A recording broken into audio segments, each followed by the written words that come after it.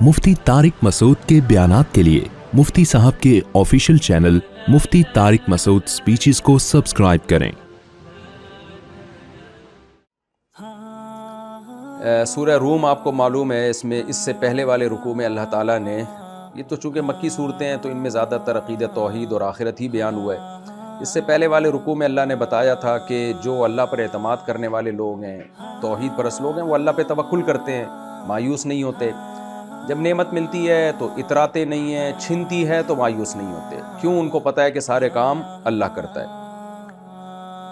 आगे अल्लाह ने इंसानों की एक शिकायत बयान की है। फरमाया कि ज़हर अल फसाद फिल बर्रि वल बहर, खुश्की और तरी में फसाद फैल रहा है, बिमा कसबत ऐदिन नास, लोगों की बदअमालियों के सबब।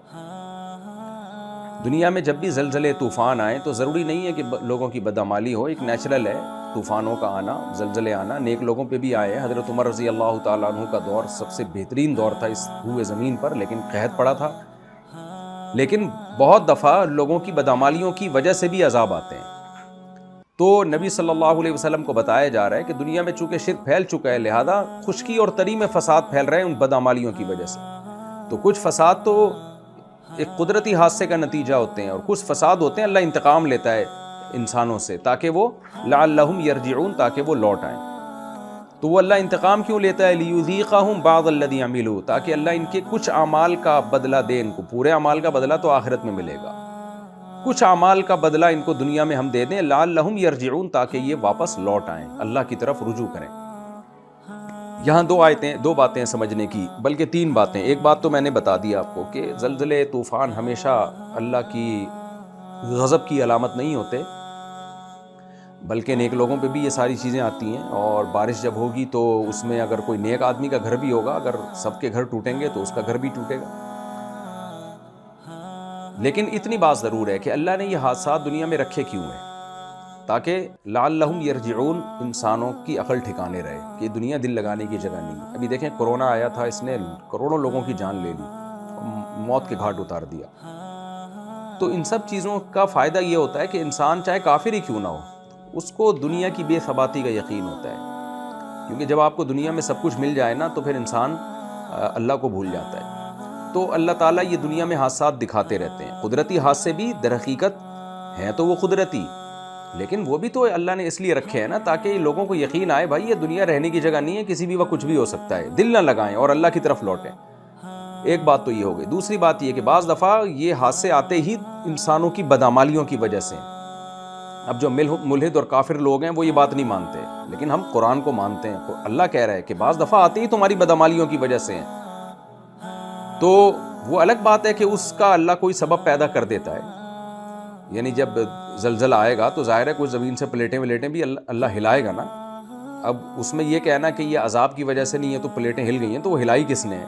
उसका भी तो सबब अल्लाह ने पैदा किया है। तो कोई भी सबब हो सकता है उसका, तो वो भी अक्लमंदों के लिए अल्लाह की तरफ रुजू करने का ये चीज़ भी ज़रिया बनती है। लअल्लहुम यरजिऊन, ताकि लोग अल्लाह की तरफ लौटें। तो खुशकिस्मत लोग लौट जाते हैं, बदकिस्मत लोग उन्हीं बातों में लगे रहते हैं कि नेचुरल है और हमें क्या ज़रूरत, और बिलाखिर दुनिया से एक दिन चले जाते हैं और फिर उनको अपनी बदअमालियों का हिसाब पूरा आखिरत में देना पड़ेगा। तीसरी बात यह कि ये जो बदअमालियाँ हैं ना, नबी सल्लल्लाहु अलैहि वसल्लम की सही हदीस से साबित है कि बदअमालियों के सबब में जब दुनिया में अजाब आता है तो नेक लोग भी उस अजाब में पिसते हैं, लेकिन आखिरत में अल्लाह उन नेक लोगों को अलग कर देगा, क्योंकि दुनिया दारुल असबाब है।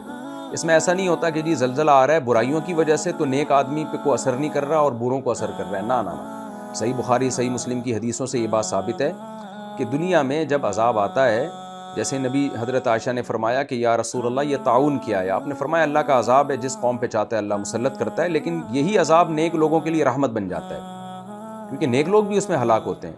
इसलिए आगे आपने फरमाया जो उस ताउन में सब्र करे और अपना इलाका छोड़ के ना भागे तो उसको शहादत का अजर मिलता है। तो ये एक अहम बात है। एक और बात ये, दूसरी बात ये कि ये जो कुरान ने कहा है कि खुश्की और तरी में फसाद फैल रहा है, तो खुश्की में फसाद का मतलब तो समझ में आता है ज़लज़ले आना, तूफ़ान आना। तरी में यानी बाहर समंदर को कहते हैं। समंदर में फसाद का क्या मतलब है? बाज़ उलमा ने बयान किया कि यहाँ समंदर से मुराद है जो समंदर के करीब रहने वाले लोग हैं। दुनिया में ज़्यादातर आबादी पहले समंदरों के करीब ही रहा करती थी, तो समंदर से मुराद ऐन समंदर नहीं है, बल्कि समंदर के करीब की आबादी है। اور یہ بھی مطلب ہو سکتا ہے کہ سمندروں میں بھی فساد ہوتا ہو جس کا ہمیں نہیں پتہ کہ اس کے خشکی پہ کیا اثرات ہوتے ہیں، ہو سکتا ہے بعد میں ہمیں معلوم ہو یہ بات.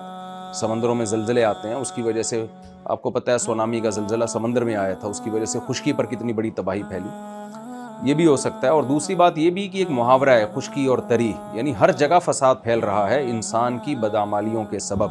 تو ہر جگہ کو اللہ نے تعبیر اس سے کیا کہ خشکی اور تری، یعنی سمندروں اور خشکیوں میں فساد پھیل رہے. جیسے کہ ہم بھی محاوروں میں کہتے ہیں کہ بحر و بر پہ فلاں کی حکومت ہے، مراد ہے ہر جگہ حکومت.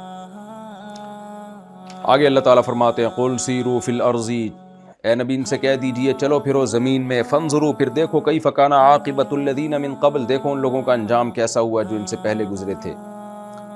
کان اکثرهم مشرکین، ان میں اکثر لوگ مشرک تھے تو ان کا انجام کیسا ہوا. فاقم وجہک للدین القیم، پچھلے رکوع میں بھی یہی مضمون تھا کہ اے نبی آپ اپنا چہرہ سیدھا رکھیے دین اسلام کی طرف اور باقی تمام ادیان سے ہٹائیں.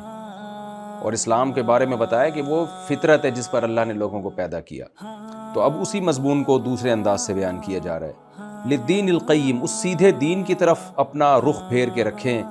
من قبل ان یأتی یوم لا مرد لہ من اللہ، اس سے پہلے کہ وہ دن آئے جس دن اللہ کی طرف سے کوئی لوٹانا نہیں ہوگا. وہ دن لوٹ نہیں سکتا، ریورس نہیں ہو سکتا. یومئذ یصدعون، اور جس دن ایسا ہوگا لوگ ٹکڑوں میں بٹ جائیں گے. نافرمان اور فرما بردار دنیا میں ایک ساتھ رہ رہے ہوتے ہیں، لیکن آخرت میں اللہ الگ کر دے گا. وہ کیسے الگ کرے گا؟ اللہ کہتے ہیں دو طرح کے بڑے طبقات بن جائیں گے. من کفر، جس نے کفر کیا ہوگا، فعلیہ کفرہ، اس کا کفر اسی پر وبال بنے گا. ومن عمل صالحا، اور جس نے بھی نیک عمل کیا، فلانفسہم یمہدون، تو یہ لوگ اپنے ہی لیے تیاری کر رہے ہیں، اپنی ہی آخرت سنوارنے میں لگے ہوئے ہیں. کیوں یہ اپنے لیے فائدہ پہنچا رہے ہیں اپنے آپ کو؟ لیجزی الذین آمنوا وعملوا الصالحات من فضلہ، تاکہ اللہ تعالیٰ ان کو بدلہ دے دے. یعنی یہ جو آخرت میں لوگ ٹکڑوں میں بڑھ جائیں گے اور اللہ دو فریق بنا دے گا، ایک برے لوگوں کا ایک اچھے لوگوں کا، یہ کیوں کر دے گا اس کی اللہ وجہ بیان کر رہے ہیں، تاکہ اللہ ایمان والوں اور عمل صالح کرنے والوں کو اپنے فضل سے بدلہ دے اس کا. یعنی اگر آپ قیامت کا انکار کرتے ہیں، آپ مانتے نہیں ہیں کہ آخرت ہے اور قیامت قائم ہوگی، اس کا مطلب آپ کہہ رہے ہیں بزبان حال کہ جو جتنا بھی اچھا عمل کر لے اس کو کوئی بدلہ نہیں ملتا.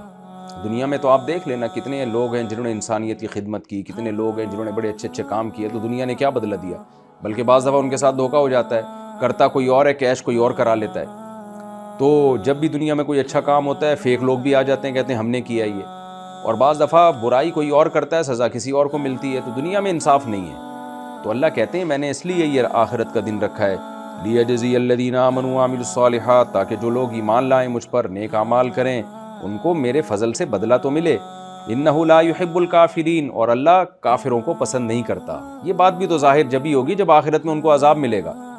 دنیا تو کافر کو پسند کرتی ہے، دنیا کو تو بس اس سے غرض ہے کہ کون ہمیں دنیا کما کے دے رہا ہے، کون سائنسی ترقی کا ذریعہ بن رہا ہے، چاہے وہ اللہ کو مانے نہ مانے، اس کے پیغمبروں کو مانے نہ مانے، زنا سے بچے نہ بچے، شراب سے بچے نہ بچے، یہ اس کا اپنا مسئلہ ہے. لیکن اللہ کہتے ہیں تمہارا مسئلہ یہ تمہاری سوچ ہے، میری سوچ کیا ہے، میرا جو ہے فطرت، جو میری صفت ہے وہ کیا ہے. انہ لا یحب الکافرین، جو میرا انکار کرتے ہیں میں ان سے محبت نہیں کرتا، تو میں ان کو سزا دوں گا، اس لیے آخرت آئے گی. ومن آیاتہ، پھر اللہ اپنی دلائل بیان کرتا ہے کہ اتنی بڑی بڑی اللہ کی نشانیاں دیکھتے ہیں اور پھر بھی کفر کرتے ہیں، تو اللہ ان کافروں سے کیسے محبت کرے؟